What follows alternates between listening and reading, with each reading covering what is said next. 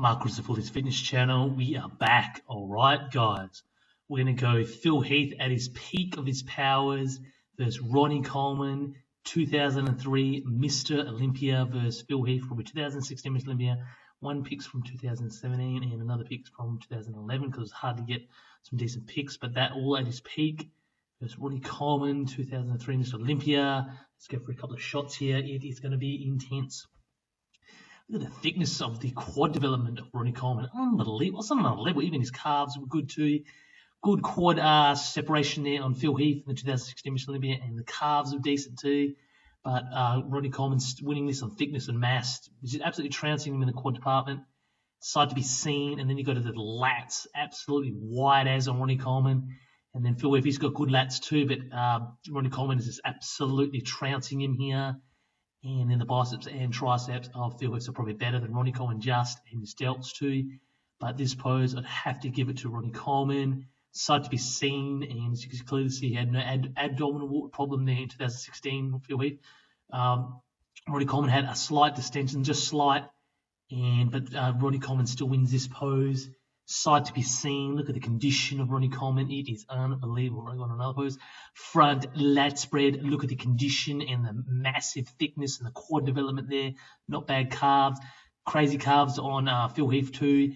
He had crazy quad separation there too. But he's beating him there too. Ronnie Coleman is on the quad development and thickness. Then you go to the lats. Unbelievable. Look how thick and wide Ronnie Coleman is. Just absolutely trouncing Phil Heath in this one. Phil Heath's got good lats too, but that's not his favourite pose, front lat spread. His biceps, pecs weren't too bad either, but Ronnie Coleman just on the level of the pecs. Even the biceps and triceps look slightly bigger here on Ronnie Coleman compared to Phil Heath. And Ronnie Coleman is sight to be seen in the 2003 Mr. Olympia. Man, if he was still competing today, it would be unbelievable, and he wins this pose too, Ronnie Coleman.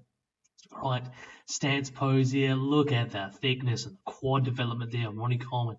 Unbelievable. And then the calves. Just look at the lats. Look how thick they are. Unbelievable. Phil Heath, this pose is a good pose to him too. He's got good quads and the calves development too. And overall physique, his physique looks good, pleasing too. But Ronnie Coleman is just trouncing him here too, just standing there like a statue. Sight to be seen. All right, I've got another one. All right, abdominals and thighs. Again, Ronnie Coleman, look at the thickness and the quads there. Phil Heath's got good thickness and striations there too. He's got crazy. He's got a tighter midsection than Ronnie Coleman, but I still give this one slight lead to Ronnie Coleman just on the overall thickness. It's just unbelievable, man. And the condition is just crazy on Ronnie Coleman. All right, side chest pose. Sorry about the photos again. Look at the quad sweep there and the quad development there. He's beating Phil Heath in this one too, just on the quad development and the side hamstring sweep. And then when you go to the thickness of the biceps, triceps, it really shows up more in here. And he's beating Phil Heath on this pose, even though he's got a slight distension there. Even his pecs, look how big they are compared to Phil Heath, just slightly bigger. Just on another level, man. Ronnie Coleman 2003, what can you say, man? Sight to be seen, and he definitely wins this pose too. All right, famous, most muscular. This is a crazy pose. This is Phil Heath in the 2011, I think his first Mr. Olympia. Look at the tight midsection, crazy quad striations, calf development, unbelievable pec 3D look coming out the biceps and triceps and delts with good traps. He's beating Ronnie Coleman on this pose in the famous most muscular. I think I can knock down Phil Heath a little bit. Maybe his quad development's a drop better, like not a drop better, heaps better the thickness, but this isn't Ronnie Coleman's favourite pose.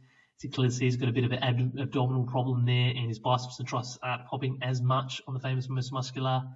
Ronnie Coleman's not winning this pose. I still give it to Phil Heath. That was probably his best showing, Phil Heath, in the 2011.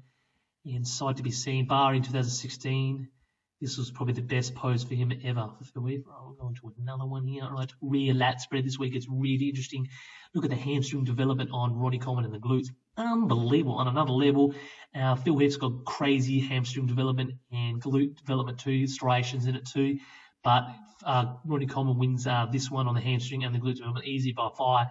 Man, his thickness is unbelievable. And then when you go to the back lats there on Ronnie Coleman, he is just absolutely trouncing Phil Heath here. Phil Heath's got crazy thick lat spread too. He's got crazy lats, thickness and development in the back, front, and the upper and the lower of the back development of Phil Heath is good.